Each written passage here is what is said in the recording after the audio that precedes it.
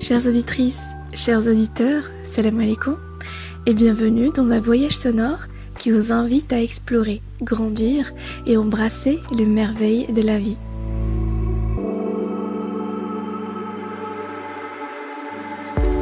Marhaba bikoum, un podcast où chaque épisode vous serez invité à vous emporter dans la découverte de concepts alternatifs et dans des réflexions nouvelles pour vous projeter dessus et vous inspirer surtout. Marhaba bikoum, le podcast Éclosion.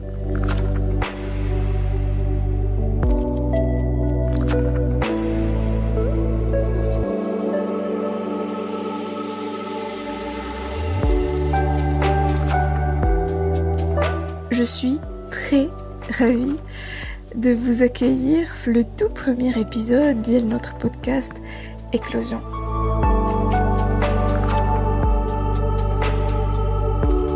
Cet épisode se consacre au monde fascinant du voyage et pas n'importe quel. Le voyage alternatif ou le voyage d'apprentissage comme on l'appelle. Un voyage dans lequel vous n'êtes pas seulement un spectateur, mais un acteur, un cultivateur de souvenirs et un cueilleur d'expériences uniques. Un voyage qui mêle la découverte à l'immersion, à la passion de l'agriculture. Je ne sais pas si vous l'avez deviné, il y en a qui le connaissent, il y en a qui ne connaissent pas, et ce sera donc l'occasion de le découvrir ensemble. Il s'agit du woofing. Fin de l'épisode, nous allons dérouler le tapis vert à ce mouvement. Radin creuser dans la jeunesse d'Yal woofing, on va explorer le monde opératoire d'Yalo, on va discuter du modèle, révéler les avantages et inconvénients de cette approche et se projeter, pourquoi pas, dans les perspectives pétillantes que ça peut offrir et surtout dans le cas marocain. Soyez à l'écoute.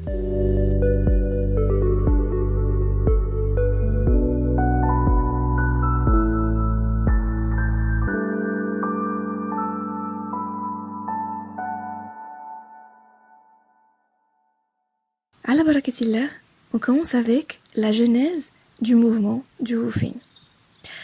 Alors, Sue Coppard, c'est le nom du secrétaire et qui a un institut d'enseignement supérieur qui s'appelait Royal College of Arts, London. Donc, il était accompli, bien dans ses bottes, مرخصة خير comme on dit. ملي كانت صغيرة كان كيعجبها بزاف دوز الوقت في لا فيرم ديال لونكل ديالها. وهاد لا كونيكسيون افيك لا ناتور اللي كيدوقها راه كيفهم الاشخاص اللي كيحنوا لا ناتور و لو كونتاكت ديالها. Donc واحد النهار tandis qu'elle était perdue en fait dans ses pensées, elle regardait واحد la feuille qui dansait la valse vers le trottoir, une feuille aux couleurs ambre et or ديال l'automne. Ou d'un coup l'âme ديالها s'est éveillée و قالت OK, c'est bon. Je rêve, mais il est temps de passer à l'action. Ne serait-ce que le temps d'un week-end. Je ne sais pas quand, je ne sais pas comment, mais j'y vais. Et là, elle s'est demandé si elle peut être accueillie dans une ferme en échange de travail dans la terre. Et Kimekingoulou, dans le partage, le voyage devient doux et l'effort se fait léger. Sue est du même avis. Surtout qu'elle a envisagé de frapper aux portes des fermes organiques qui ont tendance à travailler manuellement, et surtout qu'elle compte pas y aller toute seule. Elle a donc commencé à proposer l'idée لواحد l'ami ديالها اللي il a apprécié le concept وقال لها pourquoi ne pas contacter واحد journaliste اللي كنعرفو في واحد l'association. L'association c'était Soil Association, une association britannique fondée en 1946 qui s'intéresse à la transformation du lifestyle vers le naturel dans la nourriture, dans la culture de la terre, etc. Oued, le journaliste, il gérait en même temps un magazine qui s'appelait Magazine Span. Mais il contacta tout, il a tiens, je connais quelqu'un qui peut t'aider. Cette personne, c'est John Davy. C'est un correspondant scientifique de l'Observateur et directeur adjoint d'un institut supérieur qui enseigne la philosophie et la métaphysique. Et l'institut, c'est Emerson College, dans le Sussex. Sussex, c'est un état le Royaume-Uni, situé au sud du pays. En tout cas, John Davy invita Sue ou invita 3 fermiers une rencontre pour échanger et voir si le concept peut démarrer, peut fonctionner, est-ce que ça peut marcher. Donc les trois fermiers à la vue dessous, ils étaient un peu sceptiques, ils expliquaient comment elle veut procéder. Donc ils voulaient chez la jeune amatrice, une jeune amatrice de l'agriculture citadine peut bien nous aider la terre Diana pour la labourer, pour travailler la ferme. Bon, ils se sont dit d'accord, le consensus, le temps d'un week-end, on va essayer. ملي رجعت سو لندن, comme on a dit au début, dans le partage, le voyage se fait doux. Et ouais, قالت, je vais partager ça. Ou je veux bien être accompagnée. Je veux voir si ça va marcher, est-ce qu'il y aurait des répondants, on va essayer. Elle a publié l'annonce في Time Out Magazine intitulée Working Weekends on Organic Farms. Travailler les week-ends les fermes organiques. D'où le WOOF. WOOF avec 2 W, 2 O et F. Working Weekends on Organic Farms. Elle a eu ماشي واحد, ماشي جوج, ماشي ثلاثة, ماشي ستة, ماشي 10. Elle a eu 15 réponses. 15 autres citadins qui rêvent comme elle de passer du temps à la campagne.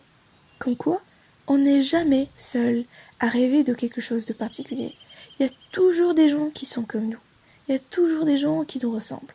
Il y a toujours des objectifs qui s'approchent des nôtres. Et quand on peut faire équipe, c'est beaucoup plus agréable. Les résultats sont beaucoup plus tangibles, beaucoup plus intéressants. La synergie te donne des miracles. Elle te fascine, elle te surprend agréablement. Après, ça dépend مهمن ou ça dépend علاش غادي دير équipe. Mais l'essentiel fait de l'histoire Kamla, c'est de passer à l'action. C'est que Sue est passé à l'action. Si on peut retenir deux choses, c'est premièrement, comme on a dit, on passe à l'action. Et aussi, le réseautage est très important. Le cooptage, comme on l'appelle. هي كتعرف un ami كيعرف un journaliste, le journaliste كيعرف واحد le correspondant scientifique, etc., etc. Et ça marche partout, ça marche les stages, ça marche le recrutement d'un poste, ça marche le financement d'un projet, ça marche quand on veut lancer une idée, l'entrepreneuriat, plein de choses. Les relations humaines, c'est comme ça que ça marche. Il faut parler, il faut partager. Comme je l'ai dit, ça dépend de qui, ça dépend de quoi, mais c'est intéressant toujours de partager. Michael Jordan a dit Some people want it to happen, some wish it would happen, and others make it happen. En français, ça fait certaines personnes voudraient que ça arrive, d'autres souhaiteraient que ça arrive, tandis que d'autres font que ça arrive. Il faut toujours faire partie des derniers. Mais l'ahsan, pour faire bouger les choses. Sinon, un prof dit m'a souhaité. Et je vous dis ça, je vous le dis à moi aussi. En tout cas, on revient à notre histoire. Sue a expliqué les répondants d'Yala qui partaient ce week-end et concrètement, l'aventure a commencé officiellement en 1971. De là est né le mouvement du woofing qui s'est transformé de Work Weekends on Organic Farms, Worldwide Opportunities on Farm. Excusez ma prononciation, c'est-à-dire des offres d'emploi mondiales dans les fermes bio. Donc le concept a évolué. Il existe maintenant 130 pays, y compris le Maghreb. Le concept a 50 ans de l'existence. Il a fait adhérer 12 000 hôtes et c'est pas rien. C'est très important. Regardez comment l'idée a commencé, comment elle a germé, comment ça a fleuri partout dans le monde. Et entre parenthèses, le woofing est dans la catégorie de voyage d'apprentissage dans lequel nous pouvons trouver à titre non exhaustif et dans le cadre du voyage contemporain 3 modèles. L'Erasmus, que vous connaissez, c'est aussi un voyage d'apprentissage, mais c'est un autre type de voyage. Le woofing, qu'on vient de voir aujourd'hui, et le pèlerinage. Le pèlerinage, mine de rien, c'est un voyage d'apprentissage. Tel que présenté par le sociologue Alexandre Rigal, ça peut être vraiment très intéressant et nous pouvons nous y attarder éventuellement chez épisode. Le podcast Éclosion ne s'intéresse pas qu'au voyage, il s'intéresse à beaucoup de sujets. L'essentiel, c'est que ce soit des concepts alternatifs, des concepts nouveaux, des concepts qui ont émergé d'une simple idée, qui ont fleuri, qui ont germé, qui ont réussi et qui se sont exportés vers d'autres cieux, vers d'autres horizons, vers d'autres pays. Donc voilà, je ferme la parenthèse et on revient à notre sujet, le woofing. Comment ça marche? في المغرب كاين 14 fermes qui adhèrent le principe ديال الووفين. كاين في شاون، وجدة، فيكيك، مريجة près de غرسيف، سيدي علي البحراوي، سالة الجديدة، غابة، تواركة، محمدية، سيدي بوزيد près de قلعة سراغنة، ولاد خلوف près d'Imlil، جوج في الصويرة، وحتى في زاكورة. On dirait que je fais la météo. En tout cas, à titre de comparaison, il y en a 636 au Canada, 169 fermes en Irlande, 70 hôtes au Kenya et 10 hôtes ou 10 fermes au Vietnam.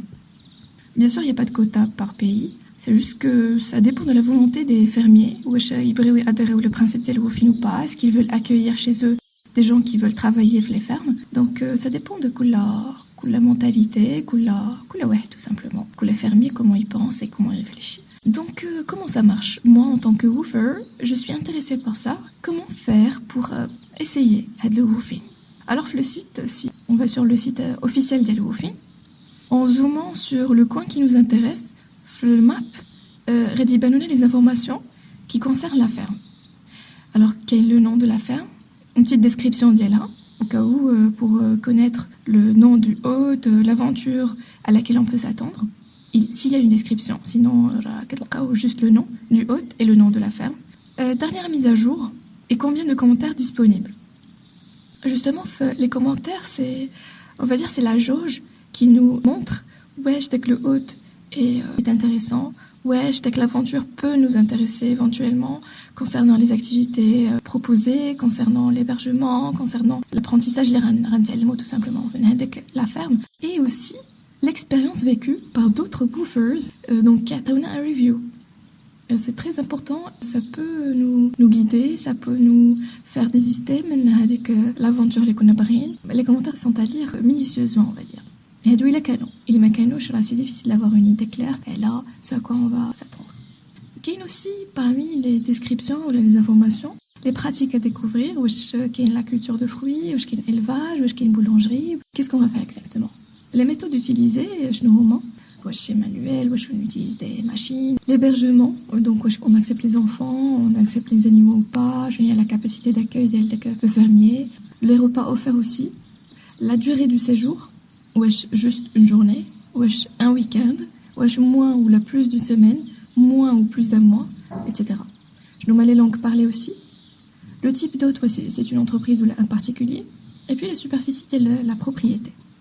Et aussi, qui donne un calendrier, les faits, la semaine est réservée, le mois est réservé, le week-end est réservé. Et pour avoir une idée plus claire à l'organisation de l'woofing, il faut devenir membre et accéder au livret des hôtes. Comme ça, le واحد qui connaît la liste des hôtes, liste des fermes, en plus de ce qui est sur internet, le site, le livret complet. Et pour y accéder, le واحد cotisait en moyenne 150 dirhams. Le coût de la bled, donc 150 dirhams. Il abrite la liste des hôtes l'Irlande. Je paie aussi 150 dirhams pour avoir la liste des hôtes, les Kenyans, par exemple, Afrique du Sud ou là. Donc c'est à moi de voir. Je ne les pays qui m'intéressent. Ou là, si tout simplement je veux juste avoir la liste des pays, la liste des fermiers qui adhèrent au woofing في المغرب, je peux adhérer à ça et voir ça sur le livret ou là tout simplement sur le site. Donc, on passe les implications du modèle. On a comment faire pour retrouver les informations. On a le hôte en conversation. Qu'est-ce qu'il peut m'offrir, qu'est-ce que je peux lui offrir, et je nomme la méthode, je nomme l'apprentissage, etc.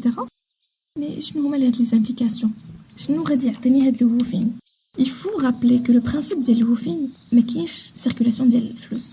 On ne parle pas d'argent. L'hôte ou le fermier qui a l'hébergement, qui attaque le mec là ou qui est le mec qui fait de l'agriculture biologique. Ça, en tant que woofer, tu as la main d'œuvre dialk. Donc, c'est la confiance, la tolérance et la générosité de par le woofer et de par le hôte et le fermier. Le woofing, donc, on peut comprendre que c'est un tourisme d'immersion. C'est un voyage participatif. Ce sont des vacances écologiques, des vacances responsables. Justement, je ne sais pas si je peux dire vacances parce que c'est vraiment du travail. Parce que le woofer se met disponible de 4 à 7 heures par jour pour travailler, au long de 5 jours par semaine. Donc c'est un vrai travail qui est effectué par un salarié agricole. J'ai d'ailleurs trouvé pas mal d'articles qui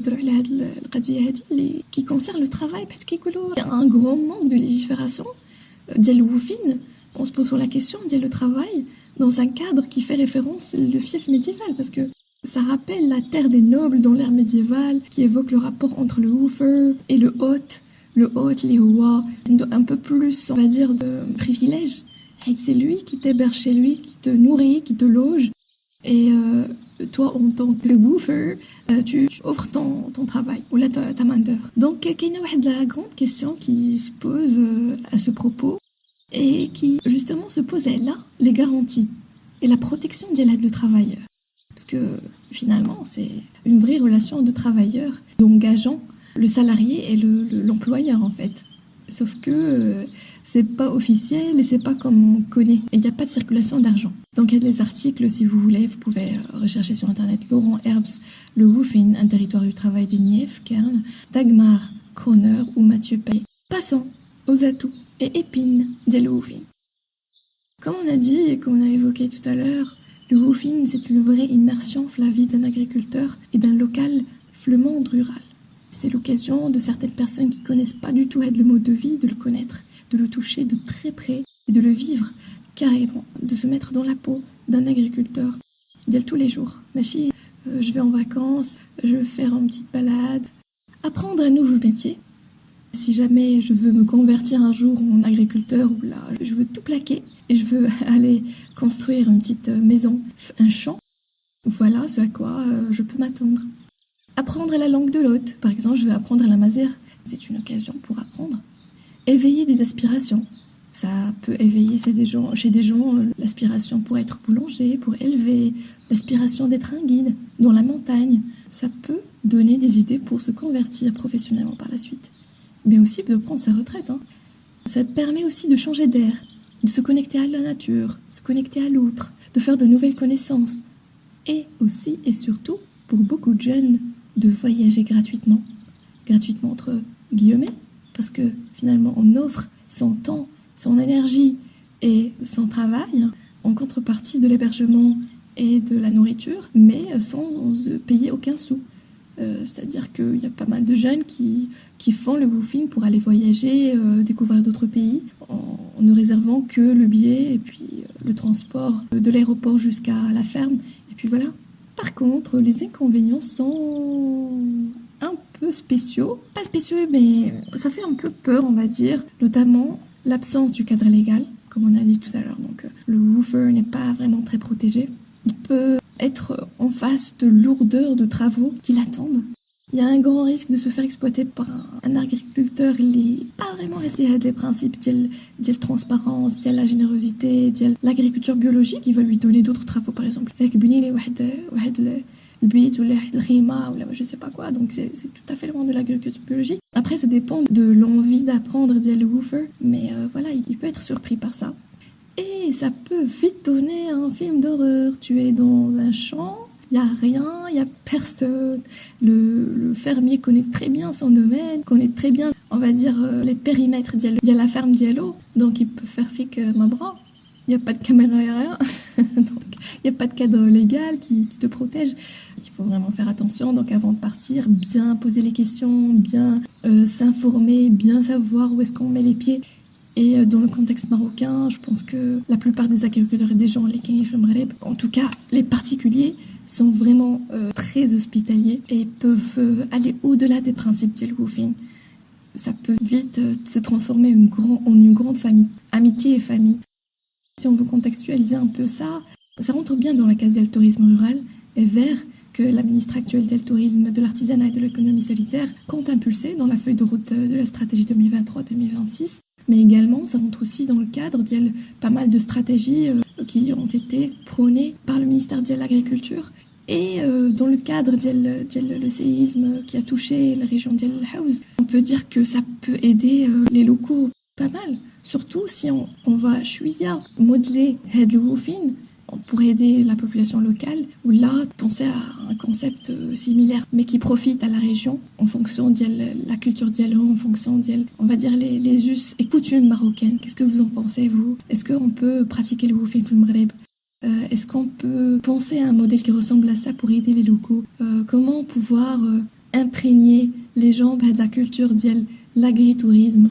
Donc, je suis très curieuse de connaître vos avis. Vous pouvez les laisser sur Instagram. Pour l'instant, c'est le seul réseau social pour pouvoir rester en contact.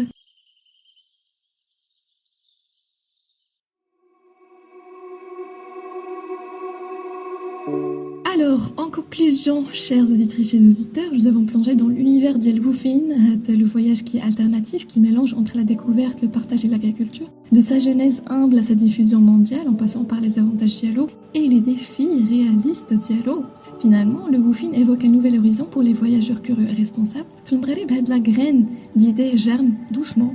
Elle offre des perspectives prometteuses pour l'avenir de l'agritourisme local qu'on peut tout à fait modeler et pas forcément rester coincé sur le modèle de le woofing. Donc que vous soyez en quête de terre lointaine ou simplement curieux de l'extraordinaire, à portée de main, le woofing révèle une façon de voyager qui laisse des empreintes positives à la fois dans les champs mais aussi dans les cœurs.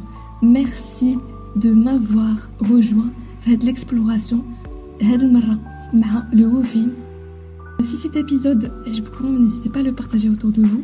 N'hésitez pas à me laisser vos remarques pour améliorer le contenu. Sachez que c'est le premier épisode, la première fois, le premier jet. Donc n'hésitez surtout pas à me laisser vos remarques, vos commentaires et vos idées. Pourquoi pas les concepts que vous voulez discuter. Un nouvel épisode. Rendez-vous donc à la prochaine fois pour un nouveau concept en éclosion. Salam.